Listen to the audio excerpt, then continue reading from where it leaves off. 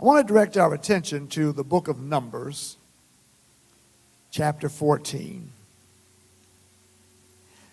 This is another word along the way that the Lord said I couldn't escape. I had to go back and have to proclaim.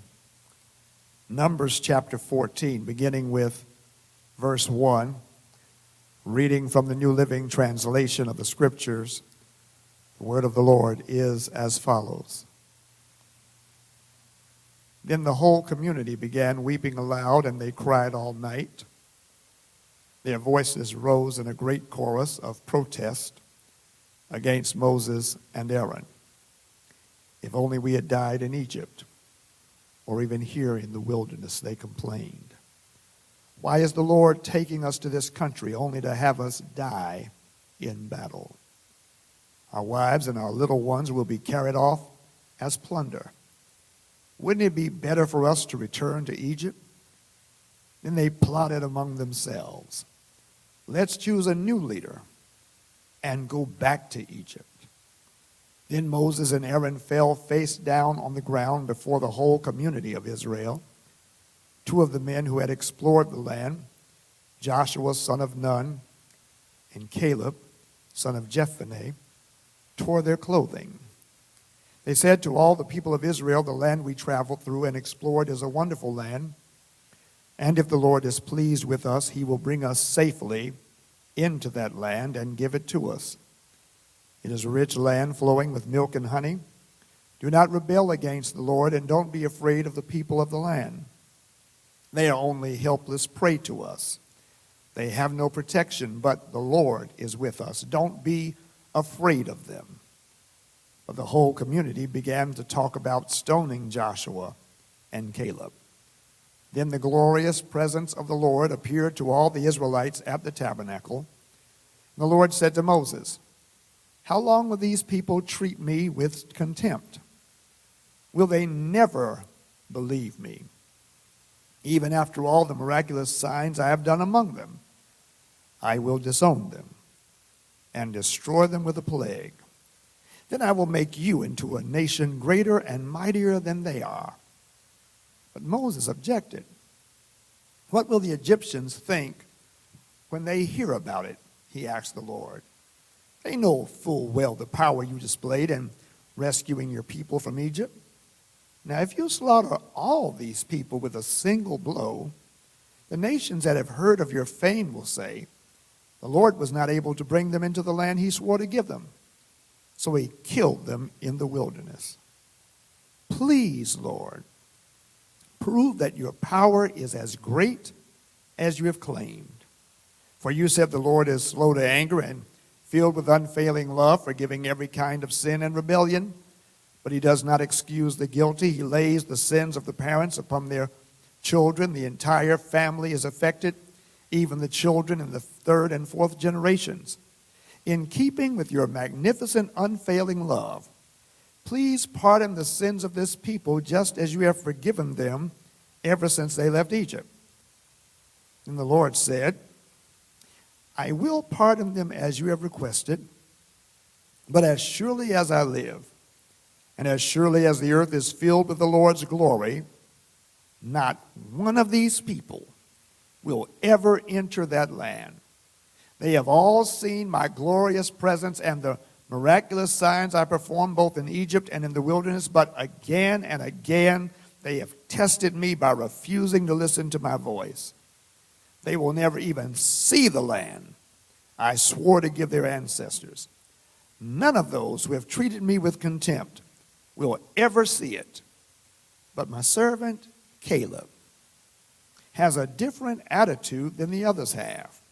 He remained loyal to me, so I will bring him into the land he explored. His descendants will possess their full share of that land. Now turn around and don't go on toward the land where the Amalekites and Canaanites live.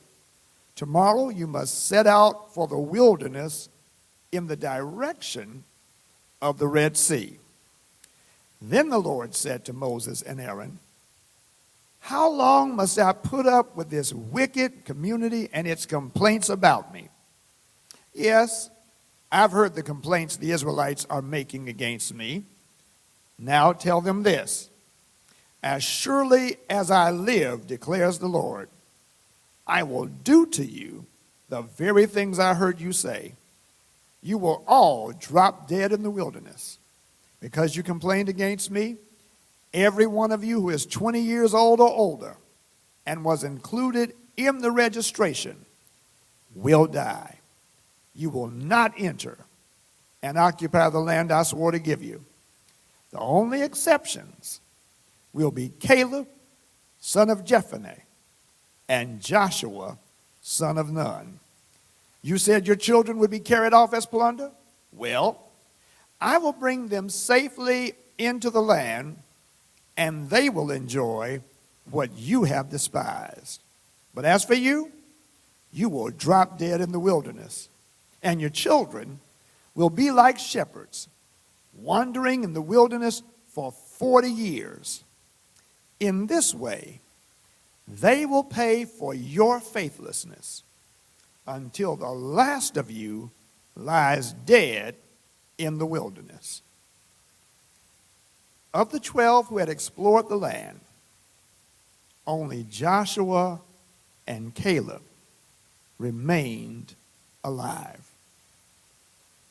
Thus far, the word of the Lord.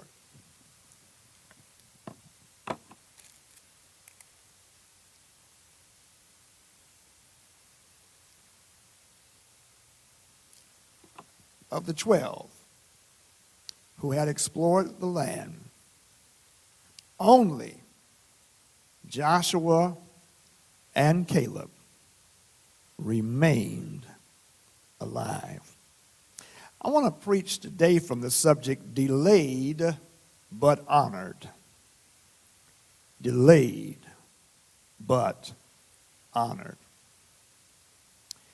I want you to imagine being quiet in a class filled with talking students. Whether you're sitting in the front of the class or in the back of the class or in the middle of the class, you are a quiet student in the middle of a class filled with talking students. The teacher, seeing the majority of the students talking, decides to penalize the whole class. You were quiet. You were paying attention. You were doing what you were expected to do. However, you were punished along with those who were not doing the right thing. You were not the one talking, but you were punished with the same penalty that those who were talking received. Perhaps that's not a hypothetical. Perhaps there are those of you who are listening for whom that was an actual experience. You pursuing the proper and the right in the midst of those who were not suffered the punishment, the penalty, as if you had done it. Such was the case for Caleb and Joshua in our text. In the chapter that precedes chapter 14, chapter 13, Caleb representing the tribe of Judah and Joshua representing the tribe of Ephraim were a part of a 12-person task force sent to check out the land of promise. The specific instructions were to see and report on the land and on its inhabitants. In terms of the land, they were to see if the land was good or bad, fruitful or unfruitful, fertile or infertile. And in terms of the people, they were to see whether or not the people were strong or weak, whether they were nomadic wanderers or whether they dwelled in walled cities as urban dwellers, They were to see how they were in terms of their armaments and everything, and they were further charged to bring back samples of the crops that could serve as evidence of the condition of the land. After exploring for 40 days, the 12 returned with the report of the land being as fruitful as God had said. They brought back a single cluster of grapes so large that it had to be carried by 2 men on a pole. However, they also say that the people there are many. The towns are large. Giants live in the area. And therefore, 10 of the 12 suggested that they could not and should not go forward. Rather, they should seek to go back to Egypt. Caleb and Joshua suggested that they go forward, believing that the truthfulness of God about the land and God's desire to give them the land was enough to overcome the fear that they might have of occupying the land. However, the writer quickly lets us know that the report of the 10's impact upon the whole community. The whole community begins to bemoan their having left Egypt. And they began to talk of stoning Moses, Aaron, Joshua, and Caleb. In fact, that as they are strongly considering that, the presence of God intervenes, with God initially speaking of disowning the people.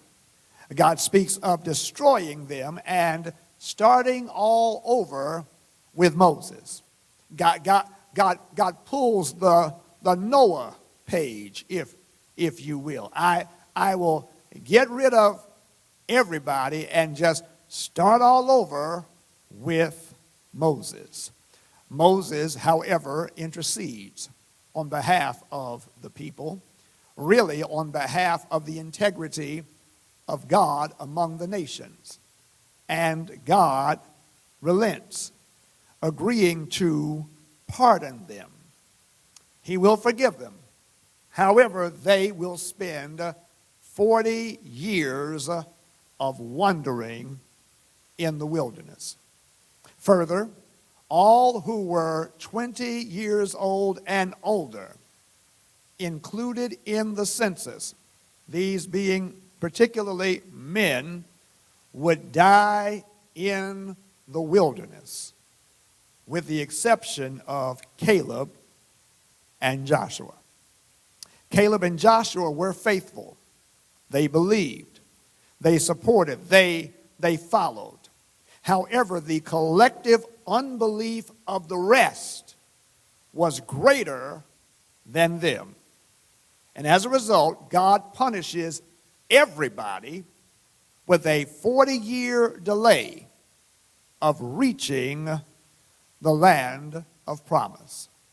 Friends, there are times when the faithful are negatively impacted by the actions or inaction of the unfaithful.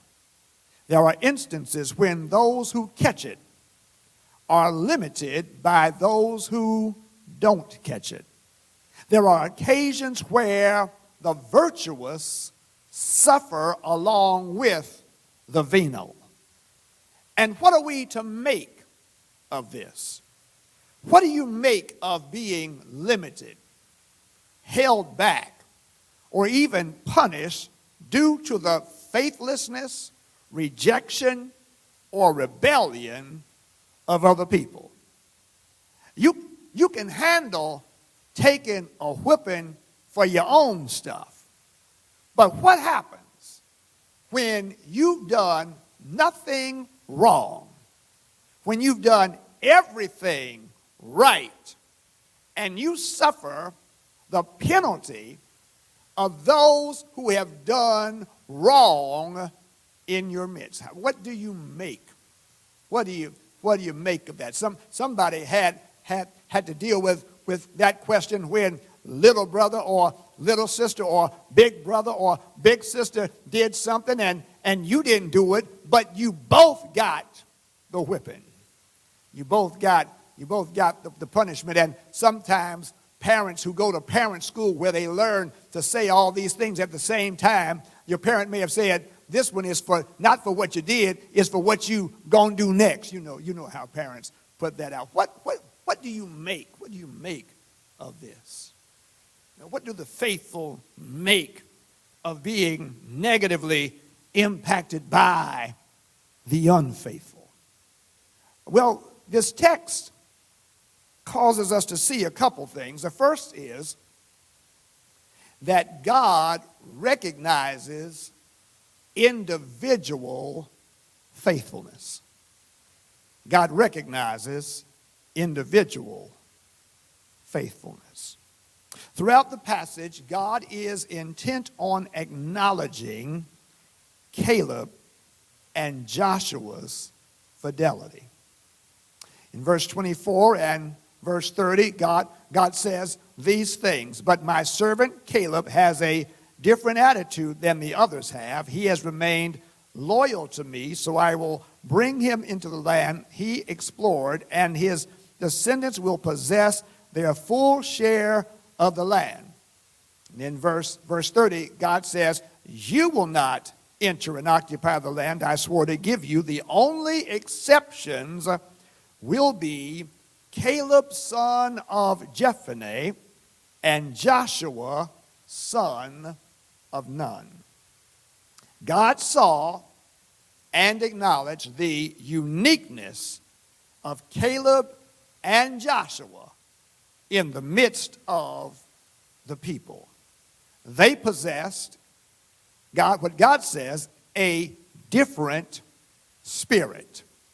Friends, God recognizes individual faithfulness. God sees the heart of each person and knows the belief and the unbelief, the acceptance and rejection, the obedience and disobedience of each person within the group. In other words, God knows who's quiet in the classroom, and God knows who's talking in the classroom. God recognizes individual faithfulness. Psalm 33:18 tells us, behold, the eye of the Lord is on those who fear him, on those who hope in his mercy.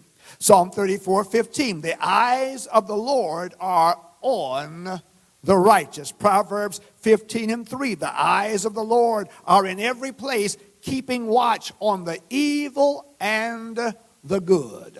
My friends, the Lord has individual knowledge of any and all of us. And while we are parts of groups, God sees us individually and collectively. He knows us individually and collectively. He examines us individually and collectively. Now, even as I'm saying that, that produces a certain tension between what God sees of us individually and what God may see of the groups to which we may belong. He sees the quiet kid in the classroom and the loud kids in the classroom. And there's a tension that often goes on there. And here's what we have to realize is that just as some blessings fall on all, so do some penalties fall on all. Just as some blessings fall on all, so do some penalties fall on all. In Matthew chapter 5, verse 45, Jesus alerts us that God makes his sun rise on the evil and on the good, and sends rain on the just and the unjust. Friends, some blessings come our way not because of anything that we've done individually, but simply because of the group to which we are a part. And in the broadest sense, that can be the group called humankind.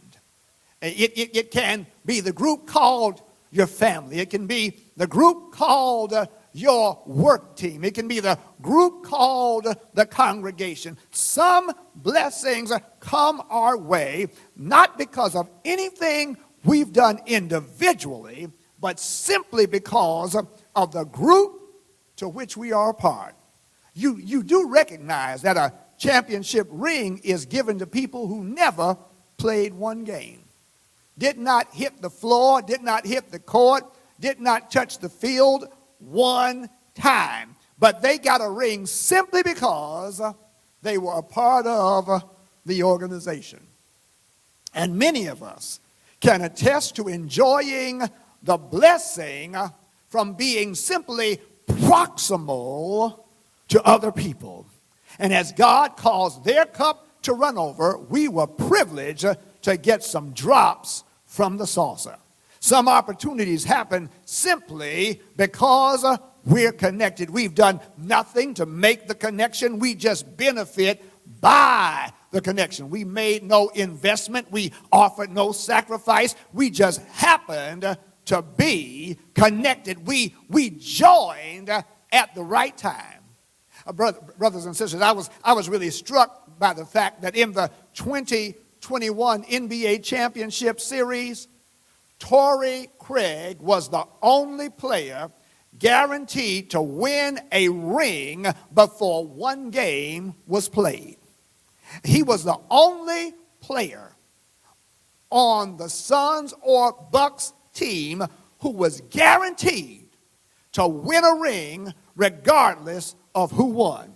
Because while he was a member of the Suns during the championship series, he started the season as a member of the Bucks. And he was traded in the middle of the season. And while he played on the opposing team that lost, he received a ring due to just having been on the team during part of the season. I believe I just punched somebody's clock, because you know that some things have fallen your way, some doors have opened for you, some blessings have come to you just because you were on the team, just because you were in the vicinity, just because you had proximity to where God was working. Some blessings did not come because you did one thing. It's just because you were in relationship, you were in connection with where the blessing fell. Well, just as some blessings fall on all, so do some challenges. So do some penalties fall on all. The 2012-2013 Louisville men's basketball team was stripped of its title and forced to vacate all of its records of victories from 2011 to 2015 because of the former director of basketball operations organizing parties for players and recruits involving women being paid to strip and have sex with certain players and recruits. Now, I hope you heard that correctly. I said the 2012-2013 team was stripped of its title, but then the record of victories all the way to 2015 was stripped because of the actions of a director, my God, of basketball operations. You do recall that the USC Trojans were stripped of their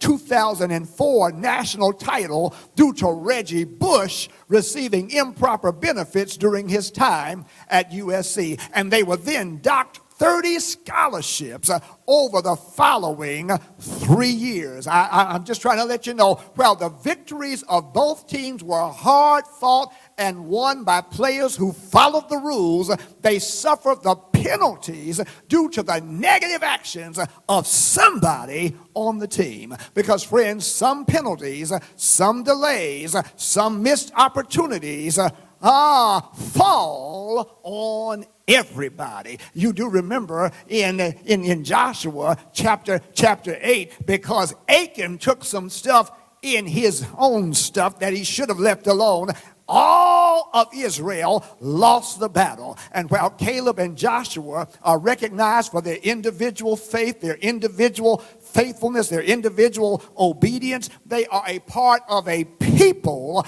recognized for faithlessness, disobedience, and rebellion. And consequently, Joshua and Caleb are relegated to 40 years of wandering in the wilderness with everybody else. God doesn't provide an angelic entourage and send Caleb and Joshua ahead while everybody else wanders for 40 years. No, they are made to wander as well. They are not given less time in the wilderness. They aren't given 40 years in a better place. They spend 40 years in the wilderness. They spend 40 years enduring the blazing heat and the blistering cold. They spend 40 years going back towards the Red Sea, circling around a mountain that they should have been gone from a long time ago. They endure the mental anguish of knowing that what should have been a 2-week journey is now extended by 40 years. They go through the frustration of knowing that it didn't have to be this way if only the other 10 had believed as they did. If the other 10 had focused on the grapes rather than the giants, if the other 10 had held to God's promises instead of the path's difficulty, they would be in the promised land right now. But there they are, wandering in the wilderness. Oh, my friends, as the blessings fall on all, so do sometimes the penalties fall on all. Israel's exile into Assyria, Judah's exile into Babylon included the faithful and the unfaithful. And just as we are prone to experience the blessings, friends, we are equally prone to experience the chastening consequences. The titles can be taken away. The wins can be vacated. The rings have to be turned back in. The opportunities can be forestalled. The victory can be forfeited. Just as we experience the blessings, so can we experience the burdens and the penalties. And I hear somebody, you're going loud in my ear right now because you're raising this question. What then is the incentive to be faithful? Why be the minority that does right? Why be the outlier trying to please God? Why be among the few committed to the vision? Why face the possible irritation and stoning from the majority that just doesn't get it if I'm going to suffer with them anyway? Why be faithful if faithfulness does not exempt you from penalties? Why be faithful? Why be faithful if it doesn't exempt me from hardship? Why be faithful if it doesn't guarantee me a promotion? Why be faithful if being faithful means I still can't get a job or I still can't find somebody who? Why be faithful at all? That's the real question, isn't it? Why be faithful? What does the Bible say in this passage? If they got to wander for 40 years like everybody else, why be faithful? God doesn't give them a better situation even if they got to wait 40 years. Why be faithful? The story gives us an answer. And the answer is, God reveals the value of faithfulness over time. God reveals the value of faithfulness over time. Look at it. Caleb and Joshua are made to wander in the same wilderness for the same period of time. They endure the same heat and the same cold. They face the same wild animals and are subject to the same challenges. However, what is different for them is what God says and what God allows them to see. While God relegates them to the same 40 years of wandering, God says something different about them. A word is spoken about them that makes all the difference in the world. For while they would experience the same 40 years of wandering in the wilderness, the results of their wandering would be different. Yes, they would spend the same amount of time circling the same mountains, facing the same environmental challenges as the others. However, how they emerge from the 40 years of wandering would be categorically different from everybody else. For while the other 10 spies, along with everybody 20 years and older, would die in the wilderness, Caleb and Joshua would survive the wilderness and enter into the land of promise. Caleb and Joshua would receive what they believed 40 years prior. While they would be delayed, friends, they would not be denied. And I want somebody to hear me right now. The value of their faithfulness would be seen over time. In other words, the longer that they went, the more that they saw. They didn't get to see the value of their faithfulness during the first days or even the first years of wandering in the wilderness. It would be in the latter years that they would catch the full value of their faithfulness to God. Because the more that they saw the unfaithful die in the wilderness, the more they appreciated the faithfulness that they displayed. They saw the fruit of their fidelity in how they were kept for 40 years, how they were spared for 40 years, how they were sustained for 40 years, how they lasted for 40 years. My friends, I'm just trying to let you know the full value of faithfulness is rarely seen in the moment you display it. The full value of your faithfulness to God is not seen in the moment that you stand faithful.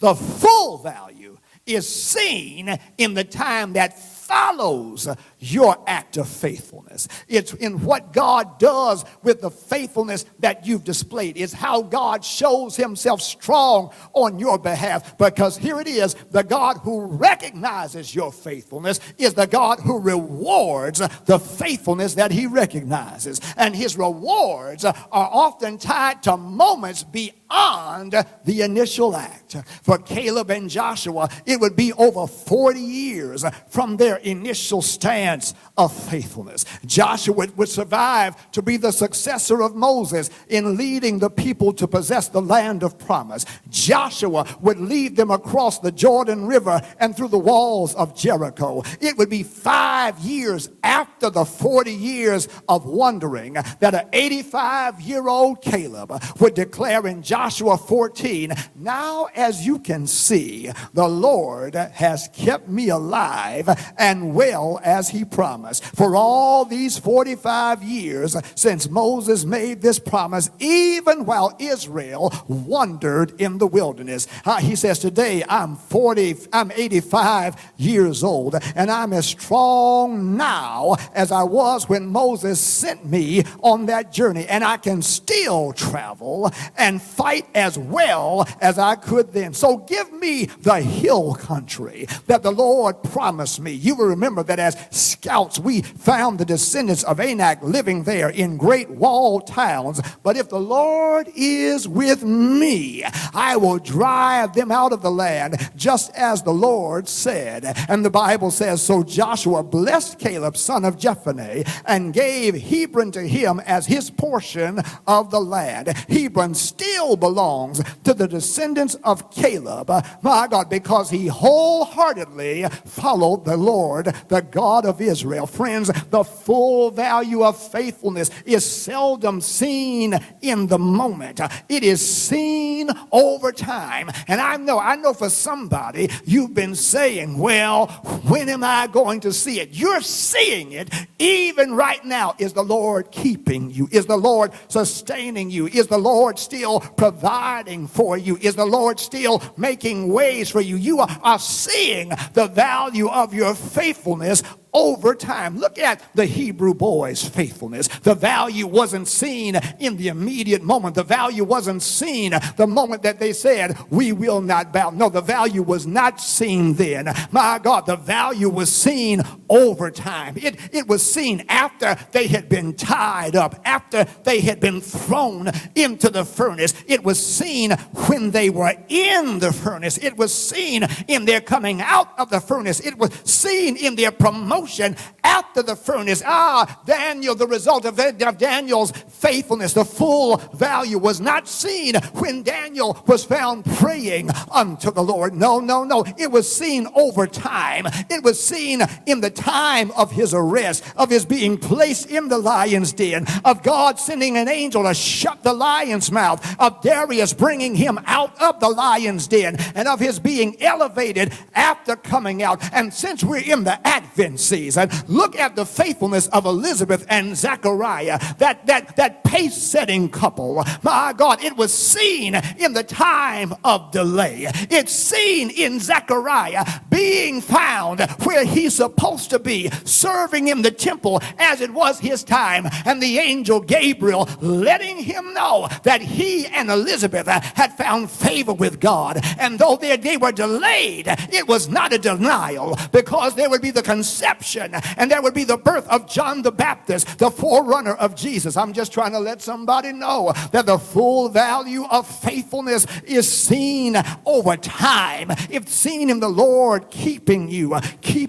in, and keeping you with, and keeping you from, and keeping you for. It's in the word that God speaks about you, that God keeps, that God fulfills. And the thing about God is that whatever God says, God keeps, and God does fulfill. That there is no time that can outlast God. There's no path that can outdistance God. There's no obstacle that can overcome God. What God says, God does, and God does it over time. Can I just bring up the ultimate example of faithfulness? Do you see the ultimate example in the very Son of God? Do you see his being faithful, his being obedient unto death, even death on the cross? And even there, as he is faithful to God, there are those who do not get it. There are those who question. There are those who doubt it. They said he saved others, himself he cannot save. When he cried out, my God, why hast thou forsaken me? Eloi, Eloi, lama sabachthani. They say he can't even call on God. He's calling on Elijah. The full value of Jesus' obedience would be seen not in that moment. It would be seen over time. It wasn't seen on Friday when he died. It wasn't seen on Friday night when they buried him. It wasn't seen on Saturday as he stayed in the grave. But something happened on early Sunday morning. God raised Jesus from the dead with all power in his hand, and God has highly exalted him and given him a name that's above every name, that at the name of Jesus every knee shall bow and every tongue shall confess that he is Lord, to the glory of God the Father. I just want to say something to the faithful of God, to the committed of God. I want to encourage you to remain faithful. I want want to encourage you to hold fast to your commitment. I want to encourage you to be steadfast, unmovable, always abounding in the work of the Lord. For as much as you know, your labor is not in vain, which is in the Lord. I want to encourage you that God is not a man that he would lie, nor is he the son of man that he would change his mind. If he said it, he will do it. And if he spoke it, he will bring it to pass. Be not deceived.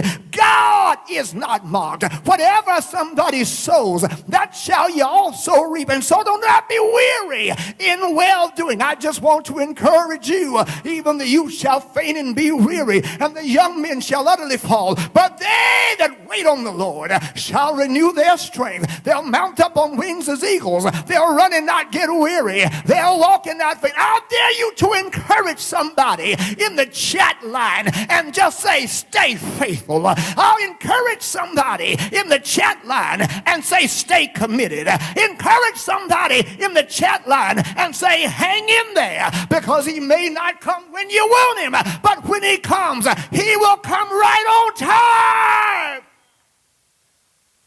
You may be delayed, but you will not be denied. Child of God, I want you to hear me. I want you to hear me clearly. When you ask, why be faithful? God shows you the full value over time. You got to be able to say, I'm going to wait on the Lord. I'm going to be of good courage. And I'm going to know that he will strengthen my heart. I know that the Lord is going to come through. It may take him longer than I like. I may have to wait a while, but I know that God is still God, and God will be true. I want to encourage somebody, don't you give up. Don't you throw in the towel. Don't you think of switching teams or switching sides. No, God is still the right one to be with. And the value is seen over time.